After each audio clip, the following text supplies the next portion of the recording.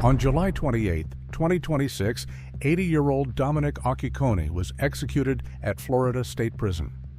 He had spent nearly 40 years on death row, costing Florida taxpayers an estimated $850,000 before the state finally carried out his sentence.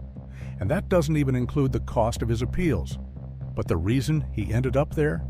A broken engagement, a secret abortion, and a man who told bartenders, friends, and anyone who would listen exactly who he was going to kill and how he was going to do it for weeks.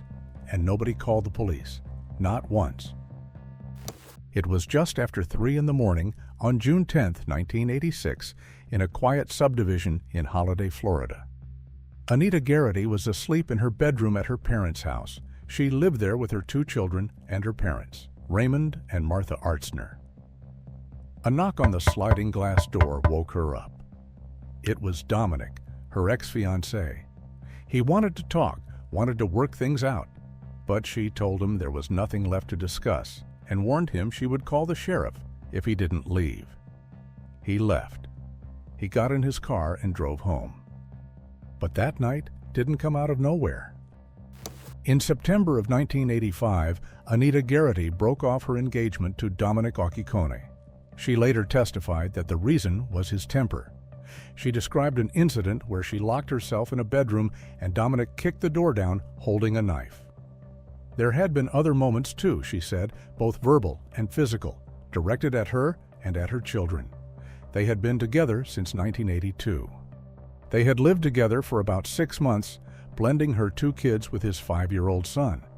They had even set a wedding date for November 30th, but Anita had seen enough. Then, a month after the breakup, something happened that should have changed everything. Anita was at Dominick's house when she tried to leave. He pulled a pistol, pointed it at her, and fired a round into the door jamb right next to her head. Then he tried to hand her the gun and begged her to shoot him. She refused. After that, Dominick didn't go away.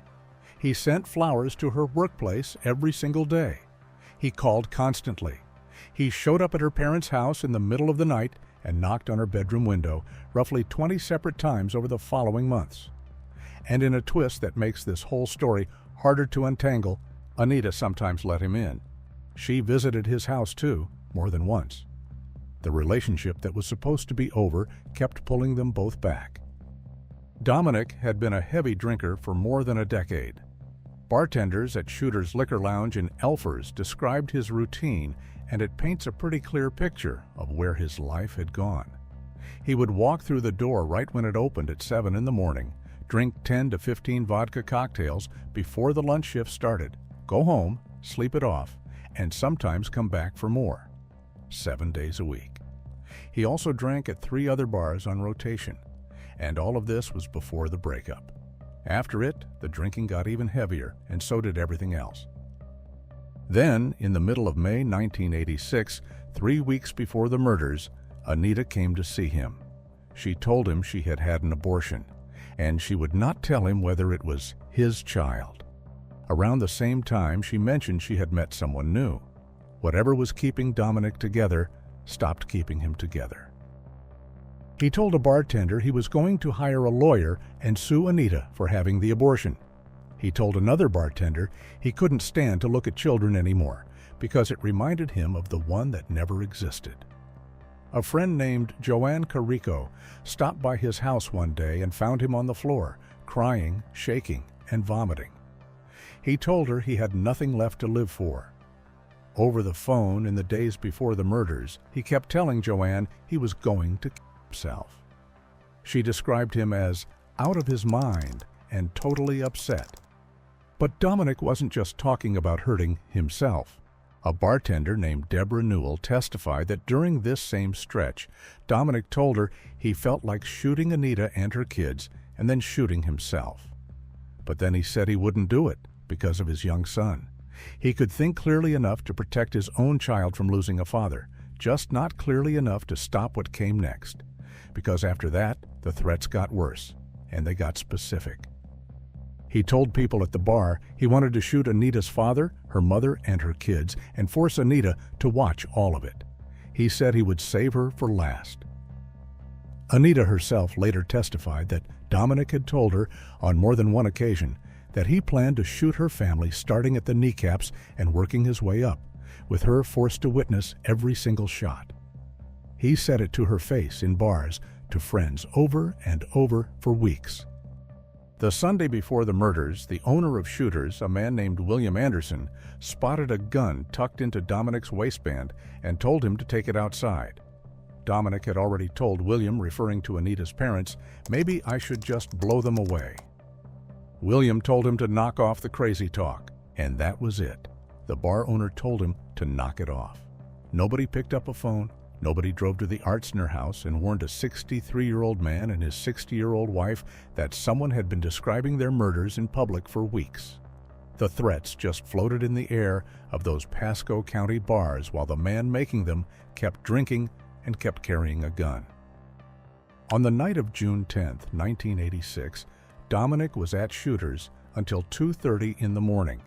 He asked the bartender whether he should go over to Anita's place, and when he left, it seemed like he had decided against it. He hadn't. He drove to the Artzner house and knocked on Anita's sliding glass door at 3 a.m. She sent him away. He drove home, but a few minutes later, the phone rang. It was Anita.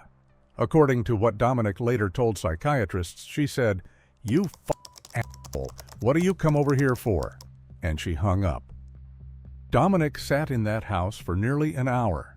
He had been drinking all night, and all day before that, and every day for the past decade, but during that hour, he didn't pass out and he didn't go to sleep.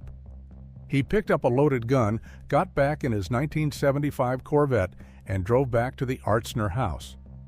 When he got there, he went to the side of the building where the telephone junction box was mounted to the wall. He ripped it off and pulled the wires out. Then he started pounding on Anita's glass door again. When she didn't respond, he moved to her daughter's window. Meanwhile, Anita woke her father.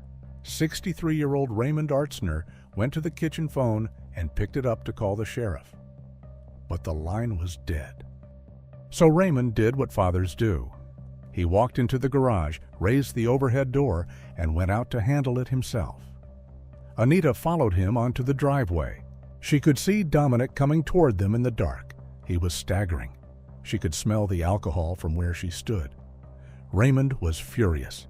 He grabbed a broomstick, stood his ground, and screamed at Dominick to get off his property. Dominick didn't argue back. He just kept repeating, "Can we talk about this?" to Anita, as if the gun in his hand wasn't there. A neighbor, woken up by the noise, heard a man yelling, "Get the hell out of here!" and "Don't ever come back here." And then he heard a gunshot. Anita watched Dominick raise his right hand toward her father's face. She didn't even realize he was holding a gun until she saw the muzzle flash. Raymond collapsed onto the driveway. Anita turned and ran back through the garage. She locked the door that led into the house, but Dominick was right behind her. He smashed the glass with his fist and reached through to turn the lock. Anita could hear him coming through as she scrambled down the hallway. She grabbed her daughter, made it through the front door, and ran across the lawn to a neighbor's house. Her mother, Martha, did not make it out. As Anita ran, she heard more gunshots coming from inside the house. When Pasco County deputies arrived around 4 a.m., Raymond was lying on the driveway with a single gunshot wound to the chest. He was still alive.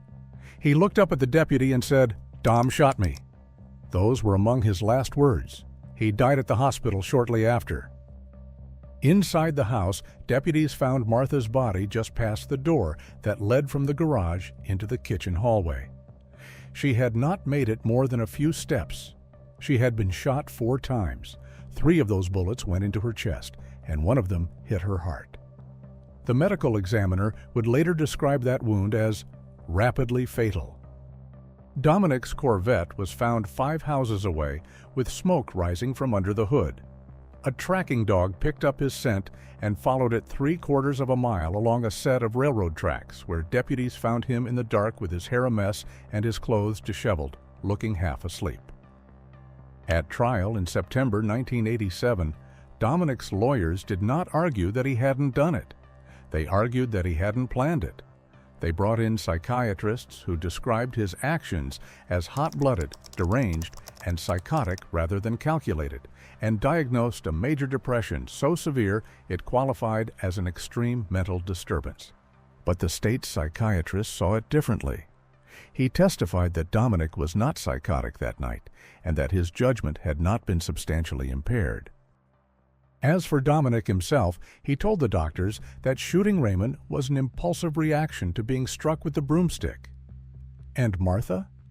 He said shooting her was a reaction to her screaming when he came through the door.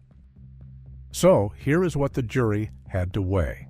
A man who named a specific family, who described the exact way he would kill them, who carried a loaded gun for days, who drove to their house in the middle of the night, who ripped the phone line off the wall so nobody could call for help, and who then walked up the driveway with that gun in his hand. The defense called that a spontaneous breakdown, but the jury did not agree. They convicted him on both counts of first-degree murder. When it came time for sentencing, they recommended death by a vote of 7-5. 5 jurors voted to spare his life, but the judge followed the majority. For Martha's murder, the sentence was death, and for Raymond's life in prison. And Dominick spent the next 4 decades on death row fighting that sentence. He filed direct appeals, habeas petitions, and a claim that his own lawyers had failed him. Every single one of those claims worked its way through the courts, and every single one was rejected. His lawyer's final argument was that executing an 80-year-old man constituted cruel and unusual punishment, that the state of Florida should not put a man that old on a gurney and inject him with lethal chemicals. But the Florida Supreme Court rejected that too. Pasco County Sheriff Chris Nocco put it more directly. He wasn't too old or too frail when he murdered 2 people, and he killed them in cold blood, the sheriff said. If the issue is he's too old, then maybe the issue is it took too long to execute him. On July 28, 2026, Governor DeSantis's 12th death warrant of the year was carried out. On his final day, Dominick woke up at 4:45 in the morning. He had no visitors and spent his remaining hours with a spiritual advisor. For his last meal, he requested eggplant parmesan, salad, cornbread, and a soda. In the afternoon, he was escorted to the execution chamber at Florida State Prison. At 6 p.m., the window shade inside the execution chamber rose. Dominick was strapped to a gurney. 27 witnesses watched from behind the glass. A spiritual advisor stood at his side, clutching a rosary, praying quietly. Dominick apologized to the victims for the hurt he had caused them. He thanked his attorneys. "I loved their friendship," he said. And then his final words. "I know it don't mean much, but I'm sorry," he said. "I never meant to do what I did." He closed his eyes within a minute. The warden stepped forward, shook him, and shouted his name. But there was no response. It took 10 minutes. He was pronounced dead at 6:13 p.m. Afterward, as rain began to pour and thunder rolled outside the prison, officials read a statement from the Artzner family.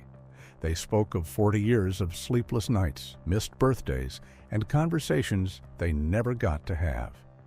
The execution, they wrote, doesn't erase the pain, but it closes a chapter. Dominick Occhicone was 80 years old. He became the oldest person executed in the state of Florida in modern history. He was the second man executed at Florida State Prison that day.